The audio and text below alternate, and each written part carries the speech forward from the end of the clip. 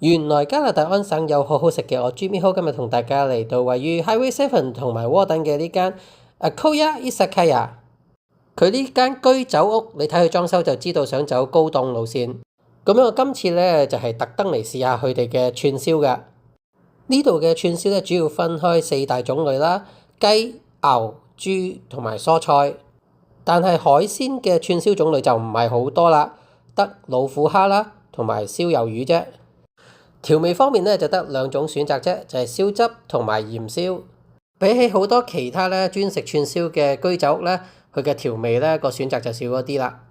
啲串燒咧好似呢啲老虎蝦咁樣咧，都好香嘅炭燒香味。啲蝦殼咧就燒到脆卜卜，可以咧連殼都食埋㗎。咁多串燒之中咧，雞嘅串燒選擇咧就最多啦，有雞髀、雞翼、雞胸肉、雞心，仲有雞軟骨添㗎。但係咧嗰個雞皮嗰個串燒咧就唔係燒嘅，係炸嘅。雖然係脆卜卜，但就冇咗嗰個 barbecue 嗰個香味啦。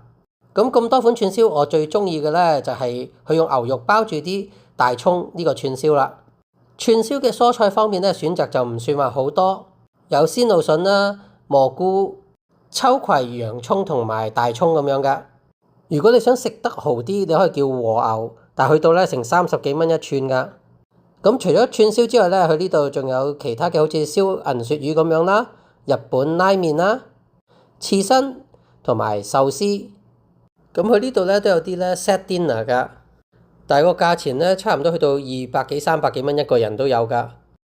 服務方面咧，服務員嘅態度都算係友善嘅，出菜嘅速度咧都算好快。餐飯最後咧就送咗個黑芝麻雪糕俾我，味道都唔錯㗎。咁樣今餐嘅飯後感咧就係食物本身嘅味道咧 OK 嘅。雖然咧佢每串咧好似係5蚊啊、8蚊啊咁樣，好似唔係好多咁，但係一個唔小心咧食下咧。咁啊，好快加埋，可能要成100蚊一個人埋單㗎啦。調味方面咧，我就建議可以多一啲花款啦。如果咧佢想喺同多倫多喺市中心嘅高級嘅居酒屋比較咧，咁佢喺食物嘅品種同埋餐單咧就要多一啲創意啦。而食物嘅賣相方面咧都要花多啲心思。咁總括嚟講咧，呢度嘅食物嘅水準咧都唔差㗎，但係咧價錢都唔平㗎。